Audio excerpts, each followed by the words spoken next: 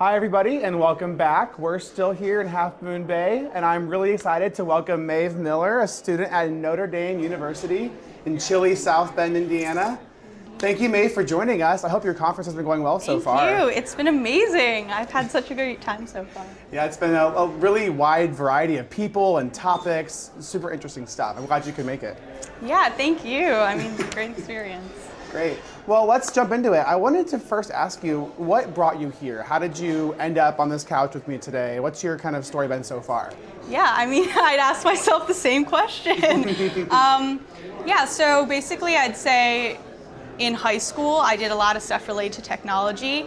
And then I had come to Notre Dame, and I have a mentor there who's a professor who basically knew Kathleen Hester or whatever. She basically owns like the Gen Z organization.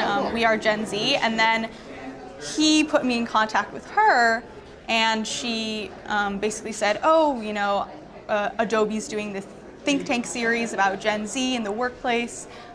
You know, what are your thoughts on this? I'd like to see what you think." And I was like, "Sure, you know what? This would be awesome."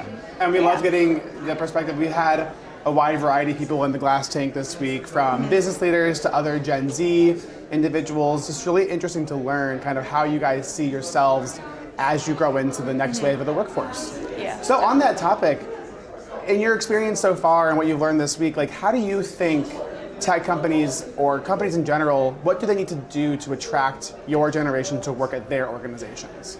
Yeah, I think one huge thing that I hear all the time about this like upcoming generation, which includes myself, is that we want to make a social difference or a social impact. And even at this conference today, just hearing people speak about that they want to do meaningful work. And I think a lot of Gen Zers want to make a social impact. So I think obviously a lot of companies can say that they have some kind of ethical boundaries, or like that they do something that really makes change for good, but a lot of people can obviously see through that at times. So I think that companies that really make a difference are ones that really attract Gen Zers. An example of this would be, I recently, in my marketing class, the professor asked, "Oh, what's a brand that intrigues you?" And a lot of people said Patagonia. Okay. And I think a huge reason why was a lot of people said the effort that they're making towards climate change and like environmental change, in the sense that I think all of their tax return money is going towards that. Yeah. So that definitely piqued a lot of people's interest. And I think if you want to attract Gen Zers, you need to be a company that's out there doing stuff for good. You have that story, and it's not, to your point, it's authentic. Yeah. It's not just for show, it's actually shown in the actions of the company. I totally agree with that.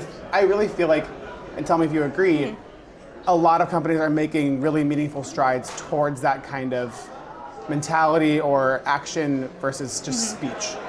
Yeah, and I also think that obviously a lot of companies are recognizing this as well, so they're creating initiatives to try to get more people involved. Yeah. Also just like to increase diversity at their companies.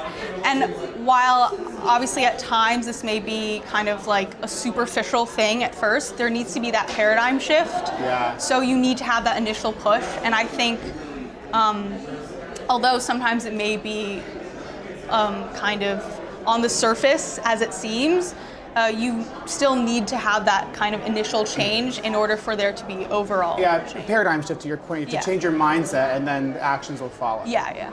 So let's switch it around a little bit. How do you think, or what do you think Gen Z individuals, Gen Z women especially, need to succeed in the workplace? What kind of skill sets or mentality? What's your perspective on that?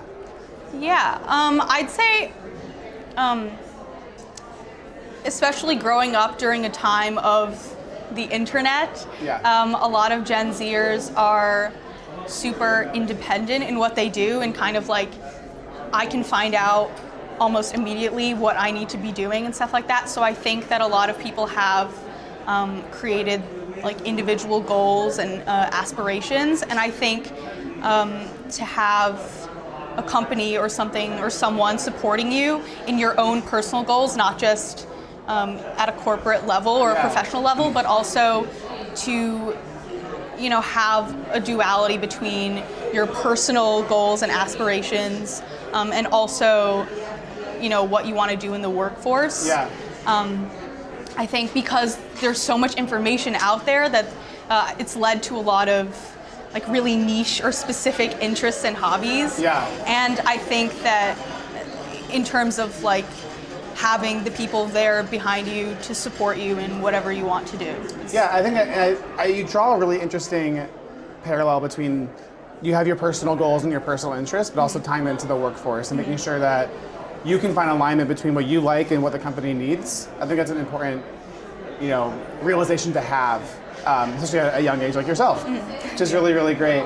What would you say that Gen Z defines success as? Like, what is a successful initiative or project? Is it really just completion, or is there something else that's a little different, you think, than other generations?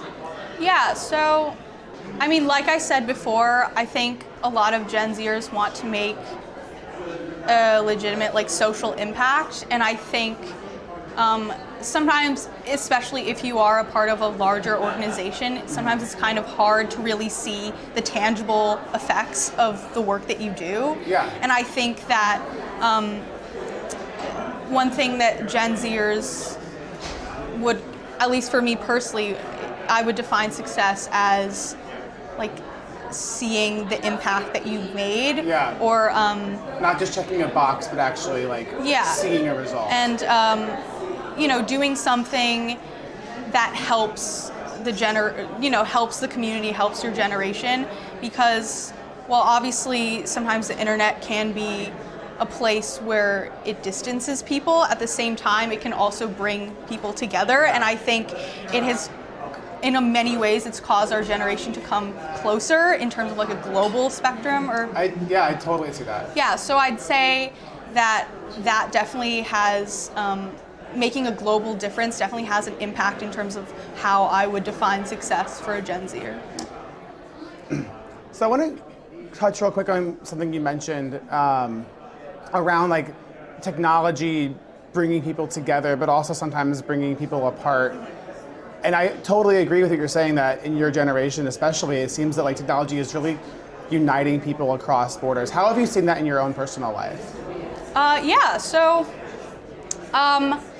I'd say in high school I actually created this like conference for people in the New York City area where I'm from, and after I created this event, there was kind of not news of it, but people shared the experience and stuff like that.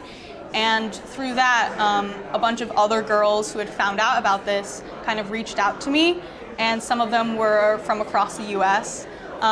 And we basically, video chat or Skyped, and they wanted to create their own events in their own neighborhoods and stuff like that. So I think that's obviously an example of, even though we were physically very far apart, we, got together virtually, and also because of that, they also allowed people to come together through these conferences and meetings and stuff. So you can see it spreading across, and that's all because of technology.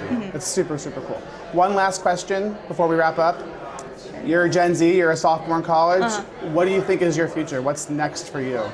What's next for me? Well, I think one thing that has always really interested me since like high school is education reform, and I think with that, how technology can really change education.